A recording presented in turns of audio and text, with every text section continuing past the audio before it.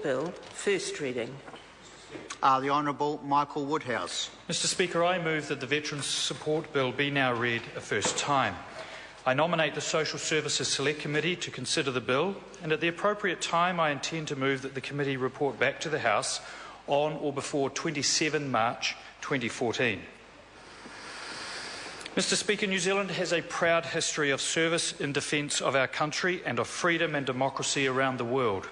From the Second Boer War, when New Zealand decided to help fight for the Empire, making that war New Zealand's first overseas military campaign, to the Great War and the Gallipoli campaign, where forces fought for the first time as a New Zealand contingent, and to Passchendaele, where New Zealand suffered the most grievous losses in our nation's history, and to so many other theatres and conflicts thereafter. That freedom and the legacy of service to our country does, however, come at a significant cost. Many lives have been lost in defence of that freedom, even more injured. We members of Parliament sit in this House every day, surrounded by the names of those theatres of war and campaigns: the Somme, Le Quesnoy, the Battle of River Plate, Casino, the Battle of Britain, Vietnam, Malaya, and a host of others. Names that act as a constant reminder of the burden of any decision we make to send our young men and women into harm's way. In July this year, this House dedicated 3 more plaques commemorating service in Afghanistan, East Timor, and in missions in support of peace. It was a poignant reminder that more than 20,000 modern Defence Force personnel are now veterans, and of the need to have a legislative framework that supports all our veterans, including our recent and our future veterans. In 2007, the War Pensions Act 1954 was referred to the Law Commission for review. The foreword to the Law Commission's findings stated that the review was commissioned in realisation of the fact that the 1954 Act was outdated, unwieldy, and no longer fitted the needs of the veterans it was intended to serve. It was designed to deal with the physical risks associated with deployments, but did not cover the psychological and environmental risks that veterans face. It also focused on compensation for disability, but was silent on the provision of rehabilitation. Lastly, the 1954 Act had not been adequately amended to take into account that while some veterans only qualify for entitlements under the War Pension Scheme, others qualify for entitlements under both the War Pension Scheme and ACC. The Law Commission reported in 2010 with 170 recommendations.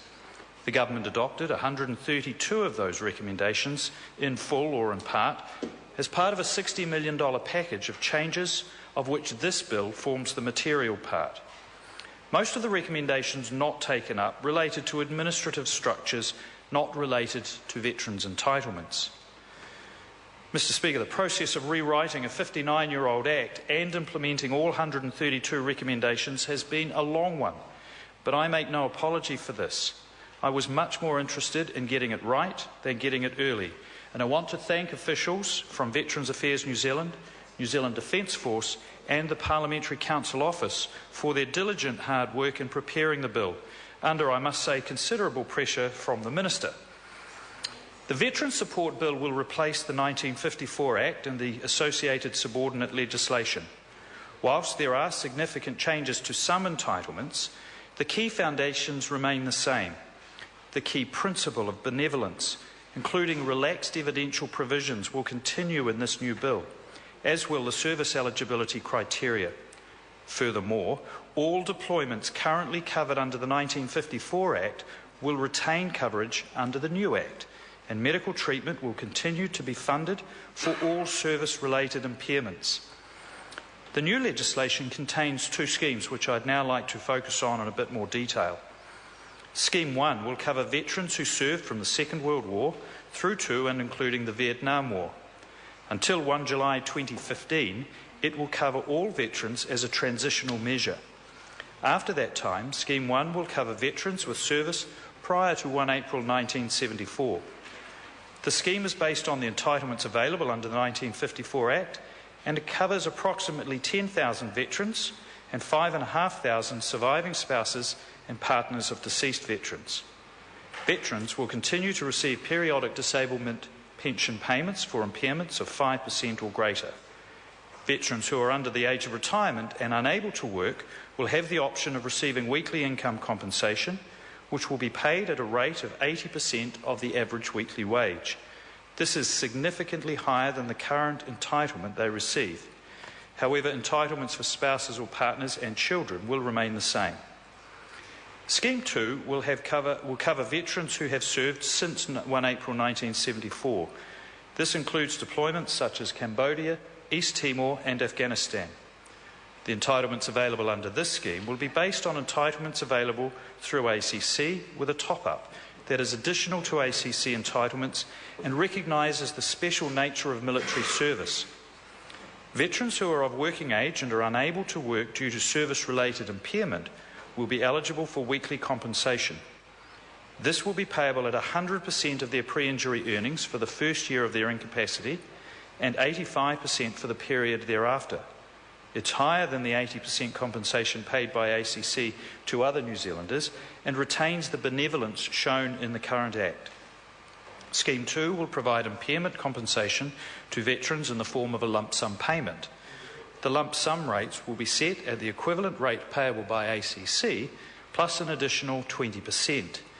In addition, the scale will be broader than ACC's scale and will provide for compensation of 5 to 100% of whole person impairment to match the rates of impairment compensation provided for in a 1954 Act payment.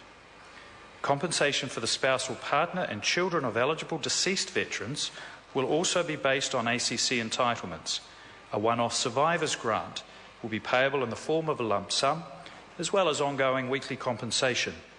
The spousal partner will receive 60% of the veteran's earnings prior to death, and the children will share 20%. This is a slightly higher rate than that paid by ACC.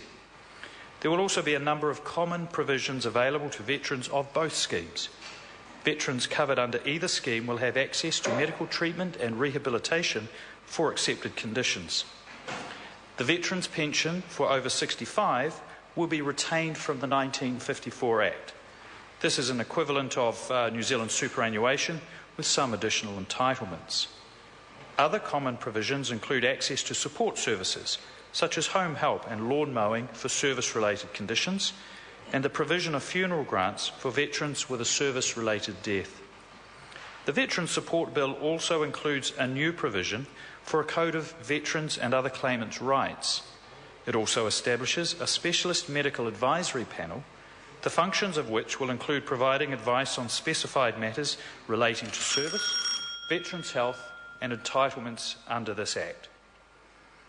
Mr. Speaker, the Government recognises the significant sacrifice and contribution our veterans have made in serving our country over the years. The replacement of the War Pensions Act with the introduction of the updated and modern Veterans Support Bill demonstrates the Government's ongoing commitment to those who have given service to our country. Our veterans deserve no less. I commend this bill to the House.